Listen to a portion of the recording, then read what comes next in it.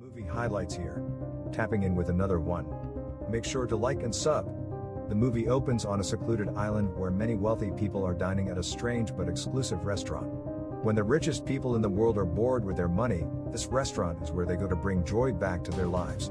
The chef tells everyone how he killed his father with scissors to his throat and brings out a dish representing the incident. Little do the guests know, this dining experience is going to be a different one than they expected. Following this, the movie shifts to a few hours ago.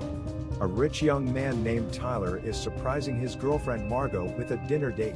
The young couple is going to an exclusive restaurant called Hawthorne, owned and operated by celebrity chef Julian Slowick and situated in the middle of a private island. The couple takes a boat to the island where they are joined by other rich elites including a food critic and her editor, a movie star and his personal assistant, and 3 wealthy business partners. Another rich couple, Richard and Anne, also joined the group, and it seems that Margot and Richard know each other from somewhere. Soon, the guests reach their destination and are welcomed into the island by the head waitress, Elsa. She then leads the guests towards the restaurant while giving them a tour of the island. The guests also visit the living quarters of the restaurant staff. Elsa claims that the staff is like family to each other and they start their day at 6 and end at 2 in the morning. Finally, the guests walk into the restaurant and take their seats. In the open kitchen, a number of chefs can be seen meticulously putting the dinner together, paying extreme attention to detail. Before excusing herself, Elsa instructs the guests not to photograph the dishes as Chef Slowick says that the beauty of his creations lies in their ephemeral nature. Next, Chef Slowick arrives in the kitchen and Elsa tells him about Tyler's undesignated guest, Margot. Here we get to know that Tyler had reserved 2 tables at the restaurant about a year ago.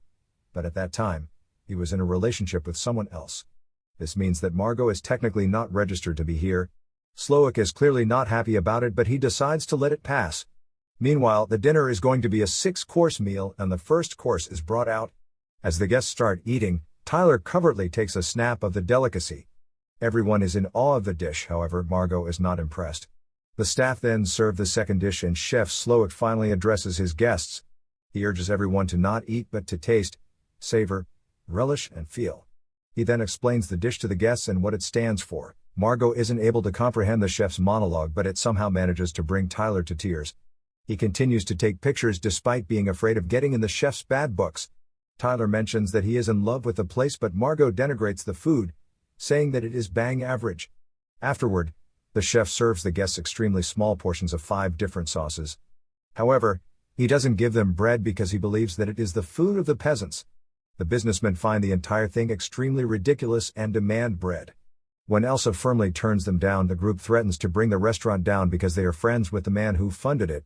However, Elsa still refuses to give them bread and tells them that they will eat the food they are being served.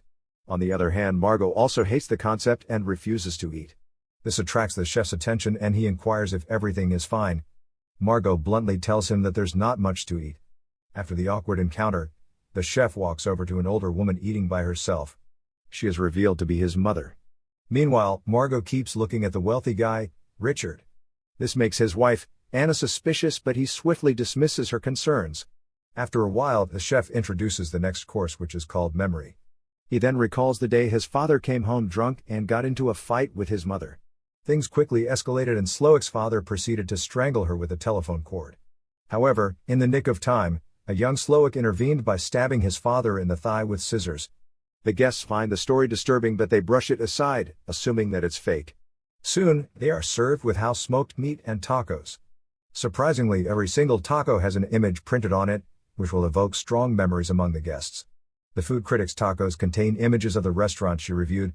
The movie actor's tacos have a picture of his biggest flop. Similarly, the businessmen's tacos have details of their illegal bank accounts. They immediately call Elsa and demand to know how the restaurant found these details, and even threaten to shut the place down. However, Elsa refuses to reveal anything and walks away. Meanwhile, Anna's tacos have pictures of Richard and an unknown young woman. She orders him to explain, but Richard asserts that he has no idea what these photos mean. Tyler's taco has a picture of him secretly taking pictures of Slowick's food earlier. He panics and wonders if he should go and apologize to Slowick. However, Margot is livid that the chef would even do something like that and insists on sending the food back to the kitchen. Tyler rudely orders her to stop, reminding her that he's the one paying for dinner. This upsets Margot and she walks away. In the washroom, the chef arrives and asks her who she is. She introduces herself as Margot, but Slowick keeps saying that she shouldn't have been here tonight.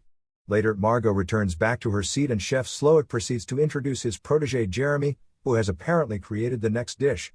He momentarily compliments him but suddenly changes his attitude and starts talking rudely. Slowick says that Jeremy can never be a great chef because he only wants to be an understudy. Just then, Jeremy commits the unthinkable. Everyone is shocked and horrified, but Slowick tells them that as a part of the show. A while later, they return to their tables, but Richard insists on leaving. Elsa repeatedly requests that he return back to his seat, but he refuses to listen. As a result, the restaurant staff grab him and chop his ring finger off, much to everyone's horror. The guests are then warned that they will receive a much worse punishment should they even think about running away and ruining the chef's meticulously planned dinner. This is when everyone starts to panic, but an unfazed Tyler continues to relish his meal. Shortly after, Margot is called to the kitchen by Slowick and he again asks her who she is. He tells her to come clean because he has planned this dinner painstakingly and her unplanned presence is spoiling everything. He also tells her that all of them are going to die tonight. Slowick gives Margot 15 minutes to choose between the option of either dying with those who give or those who take. Shocked and scared, she returns to her table in tears. Before the next course, Slowick allows his captive guests to ask him questions and a man inquires as to why he is doing all this. Slowick explains that he has grown tired of running his restaurant because of a number of reasons. He has lost his passion for his craft and every guest here tonight is responsible for this one way or another. The food critic was invited for the dinner because she has shut down many businesses with her bad reviews, while her editor is guilty of enabling her behavior. Meanwhile, Richard and Anne are regular customers of the restaurant, but they never appreciate the food. Slowick bets that the couple can't name one dish he has served them. He then tells everyone about the angel who funded this restaurant. It's revealed that, outside, Slowick has suspended the man above water. He says that the man has an unhealthy obsession with profits and that he has harshly denigrated the restaurant's menu countless times. And as everyone watches in horror, Slowick lowers the man into the water and drowns him. After 15 minutes, he calls Margot to his office and asks her to make a decision. The latter claims that she doesn't belong here, so he should let her go. However, Slowick groups her with the staff, saying that he can easily tell that she is not from a wealthy background. He then asks her about her relationship with Richard because she has been eyeing him all night. Finally, Margot comes clean and reveals that she is actually an escort and her real name is Erin. Richard is her former client who had paid her handsomely in the past. Hearing this, Slowick empathizes with her and mentions that he has his fair share of bad customers. He says that he used to love cooking, but now, he doesn't have that vigor in him anymore. Before bringing out the next dish, Chef Slowick asks Tyler to reveal why he is there. Surprisingly, the latter says that he had been wanting to eat at this restaurant for months, and when he finally got the opportunity, he lunged at it even when he was told in advance that everyone was going to die. Tyler also reveals that he hired Erin to accompany him because he had booked a table for two and without company, his reservation would have been cancelled. This infuriates Erin and she attacks him, but the staff quickly intervene and calm her down. A while later, Slowick calls Erin to his office and asks her to help him prepare the final course, the dessert. For the first task, he asks her to fetch a barrel from the smokehouse, to which she reluctantly obliges. Meanwhile, the movie star stands up and demands to know why he is being punished. Slowick reveals that he watched the actor's film Calling Dr. Sunshine and hated it. He says that he watched it years ago on a busy Sunday, but the movie completely ruined his mood. Slowick reveals that the memory of his face in that movie has haunted him ever since. Elsewhere, instead of going to the smokehouse, Erin breaks into Slowick's cottage where she comes across a locked room. She tries to gain entry, but soon, Elsa shows up and confronts her with a knife. A struggle follows and Erin ends up killing Elsa by accident.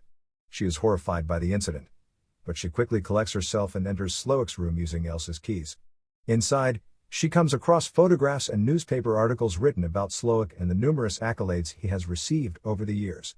In all the pictures, he appears sad and angry except in one from his teenage days when he used to work at a fast food chain. There, he used to make burgers and he had won the Employee of the Month.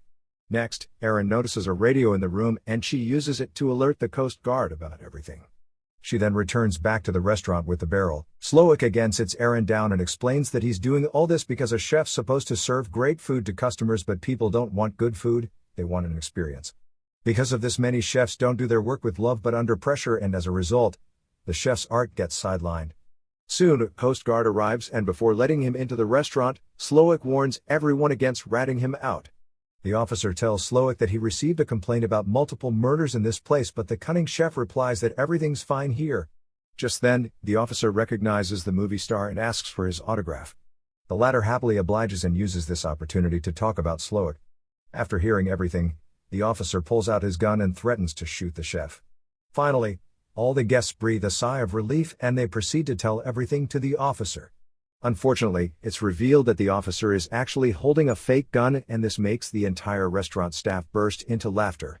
Slowick then reveals that the officer is one of his chefs posing as the Coast Guard. He also tells Erin that he's aware that she tried to call for help. Slowick then proceeds to serve the final course, but Erin quickly comes up with a plan. She announces that she didn't like his food and wants to send it back. This upsets Slowick and he demands to know what she didn't like about his food.